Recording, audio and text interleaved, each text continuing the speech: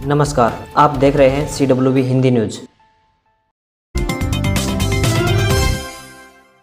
हरियाणा में कोरोना का बढ़ता खतरा, सीएम ने ली उपायुक्तों की समीक्षा बैठक। आदेश, कोविड गाइडलाइन का पालन सख्ती से कराएं और सतर्क रहें। हरियाणा में कोरोना की मौजूदा स्थिति को लेकर सीएम मनोहर लाल ने रविवार दोपहर 12 बजे समीक्षा बैठक ली, जिसमें सभी जिलों के डीसी वीडियो कॉन्फ्रेंसिंग से जुड़े। मंत्री भी इस मीटिंग में रहे। सीएम ने कहा कि कोरोना की तीसरी लहर तेजी से बढ़ रही है। कोरोना केस 500 से ज्यादा हो गए हैं, इसलिए सावधानी बरतने की आवश्यकता है। बाजार 5 बजे से बंद रहेंगे। ऑफिस 50% की हाजिरी से खुलेंगे। उपायुक्त इनका पालन करवाएं। ऑक्सीजन प्लांट चेक करें, जहां पर कोई कमी है उन्हें दुरुस्त करें। उपायुक्त कोरोना नियमों को लेकर पाबंदियां सख्ती से लागू करें। वहीं स्वास्थ्य मंत्री अनिल विज का कहना है कि जिस ढंग से कोविड फैल रहा है उसके लिए पाबंदियां लगाना आवश्यक है। हरियाणा में शनिवार को महामारी अलर्ट सुरक्षित हरियाणा के तहत 12 जनवरी तक नई गाइडलाइन लागू कर दी गई है। 5 जिलों में सरकार ने सख्त पाबंदियां लगाई हैं, जिसमें मॉल, जिम बंद रखे गए हैं। प्रदेश के सभी स्कूल व कॉलेज बंद करने के आदेश जारी कर दिए हैं।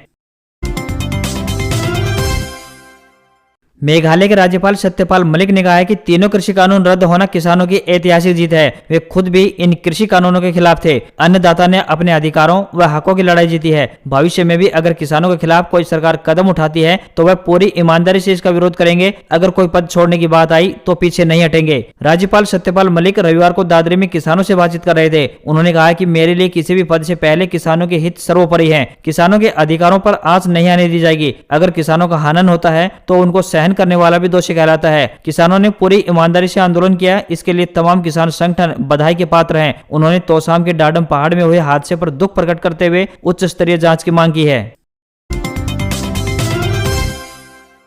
अतिरिक्त उपायुक्त कुरुक्षेत्र अखिल पिलानी ने कहा है कि केंद्र व राज्य सरकार की तरफ से किसानों को 3 HP से 10 HP क्षमता के सोलर वाटर पंप पर 75% अनुदान दिया जाएगा। इस चरण में पहले आओ पहले पाओ के आधार पर सरकार द्वारा प्रदेश में सोलर पंप लगाने के लिए आवेदन आमंत्रित किए जा रहे हैं। इसके लिए केवल वही किसान पात्र होंगे जो सरकार द्वारा निर्धारित शर्तों को पूरा करेगा, जैसा कि किसान के पास अपनी कृषि भूमि का मालिकाना हक हो, किसान के नाम बिजली का कनेक्शन न हो, किसान अपने खेत में सूक्ष्म सिंचाई प्रणाली जैसे टपका, फव्वारा सिंचाई या फिर भूमिगत पाइपलाइन का प्रयोग करता हो। उन्होंने बताया कि सोलर वाटर पंप लगाने के लिए किसान सरल पोर्टल पर ऑनलाइन आवेदन कर सकते हैं। आवेदन करने के लिए परिवार पहचान पत्र, आधार कार्ड, स्वयं सत्यापित घोषणा पत्र आदि दस्तावेज होने चाहिए।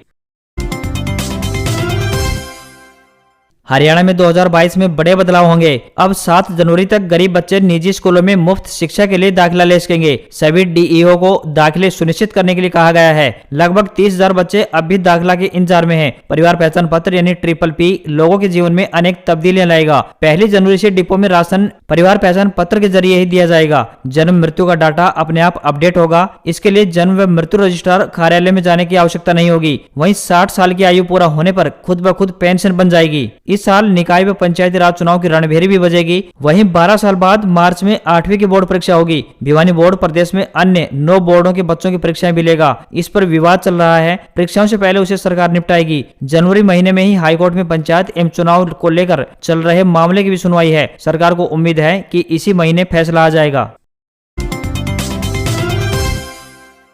नए साल के पहले महीने में मुख्यमंत्री मनोहर लाल और पूर्व मुख्यमंत्री भूपेंद्र सिंह हुड्डा राजनीतिक कार्यक्रमों के जरिए एक दूसरे को चुनौती देते नजर आएंगे। विकास रैलियों के माध्यम से मुख्यमंत्री मनोहर लाल जहां हर जिले में विकास की परियोजनाएं स्वीकृत करेंगे, तो वहीं पूर्व मुख्यमंत्री भूपेंद्र सिंह हुड्डा प्रदेश में जनसुनवाई नहीं होने के आरोप लगाते हुए सरकार को कटघरे में खड़ा करते नजर आएंगे। मुख्यमंत्री की जिला स्तरीय रैलियों की शुरुआत 8 जनवरी से कैथल से होने जा रही है, जबकि पूर्व मुख्यमंत्री 23 जनवरी को रण क्षेत्र कुरुक्षेत्र में सरकार से जवाब मांगते नजर आएंगे। विपक्ष खासकर हुड्डा और उनके सांसद बेटे दीपेंद्र ने सरकार को घेरने की रणनीति बनाई है। सुशासन, पर्यावरण, जल संरक्षण, जन कल्याण और रोजगार हरियाणा सरकार की प्राथमिकताओं में शामिल रहेगा। करीब 1 साल तक चले किसान संगठनों का आंदोलन खत्म होने के बाद मुख्यमंत्री अब जिलों में जाकर विकास रैलियां करने वाले हैं। उनकी पहली रैली कैथल में होने के बाद 9 जनवरी को दूसरी रैली जींद के सफेदों में होगी। 15 जनवरी को सोनीपत और 16 जनवरी को हिसार जिले की रैलियां रखी गई हैं, परंतु कोरोना की स्थिति को देखते हुए इन रैलियों में बदलाव किया जा सकता है।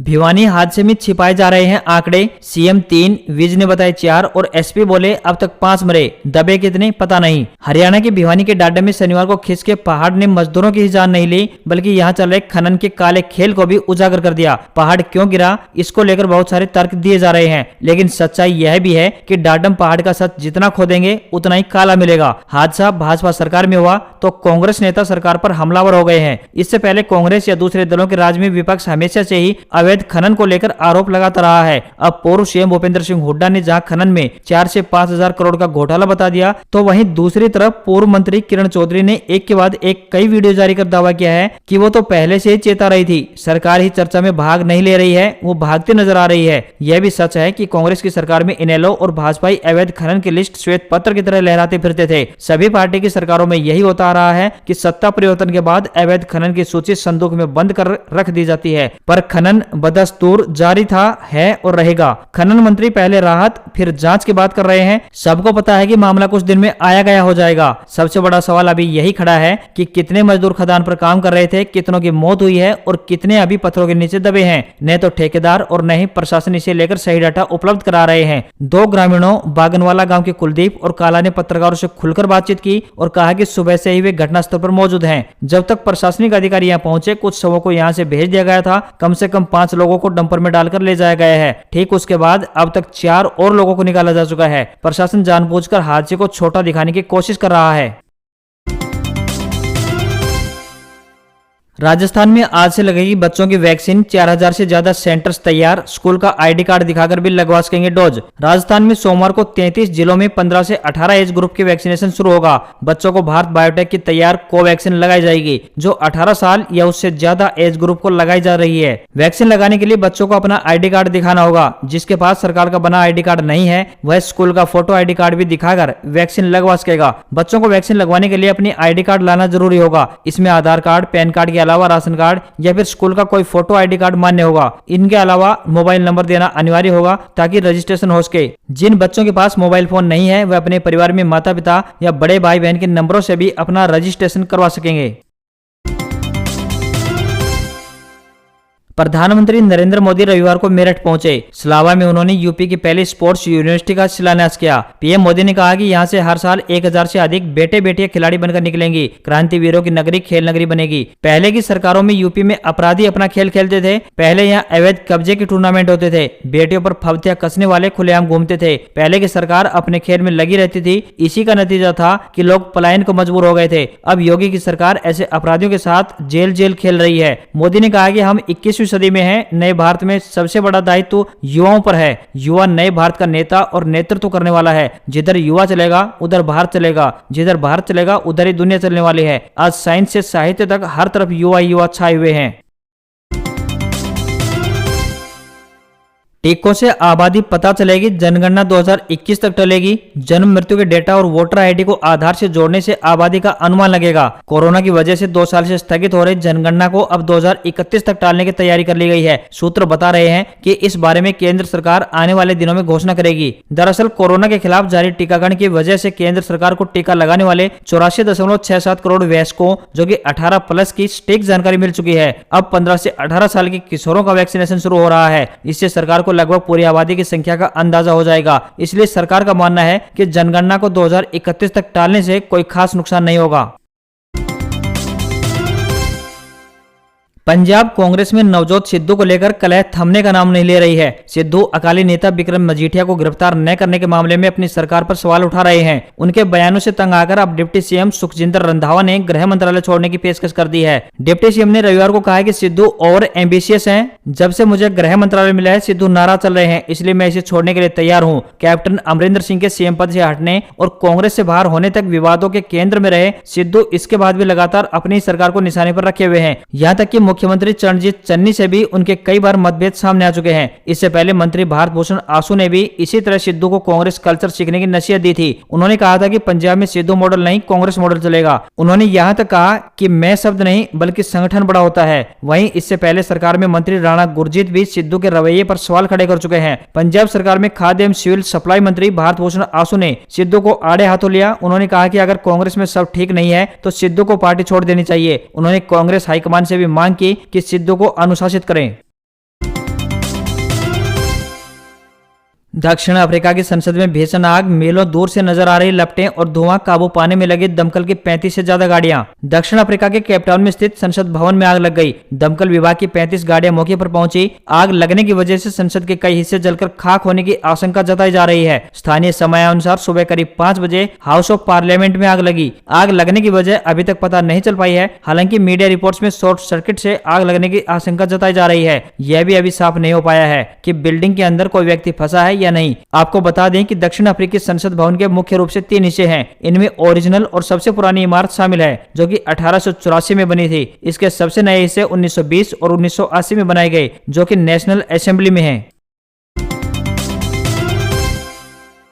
पेंशनर्स को राहत, जीवन प्रमाण पत्र जमा करने की डेडलाइन 28 फरवरी तक बढ़ी। सरकारी पेंशनर्स के लिए एनुअल लाइफ सर्टिफिकेट यानी जीवन प्रमाण पत्र जमा करने की डेडलाइन बढ़ाकर 28 फरवरी 2022 कर दी गई है। पिछली डेडलाइन 31 दिसंबर 2021 थी। यह दूसरी बार है जब सरकार ने डेडलाइन बढ़ाई है। Department of pension and pensioners welfare की ओर से जारी मेमोरेंडम में कहा गया है कि विभिन्न राज्यों में कोविड-19 महामारी को ध्यान में रखते हुए सभी पेंशनर्स को जीवन प्रमाण पत्र जमा करने की मौजूदा समय सीमा 31/12/2021 को बढ़ाने का निर्णय लिया गया है। अब केंद्र सरकार के सभी पेंशन भोगी 28/2/2022 तक जीवन प्रमाण पत्र जमा करवा सकते हैं। एक्सटेंडेड पीरियड में पेंशन बैंक अकाउंट में क्रेडिट होती रहेगी। पेंशनर्स को अपनी पेंशन जारी रखने के लिए हर साल जीवन प्रमाण पत्र जमा कराना अनिवार्य होता है।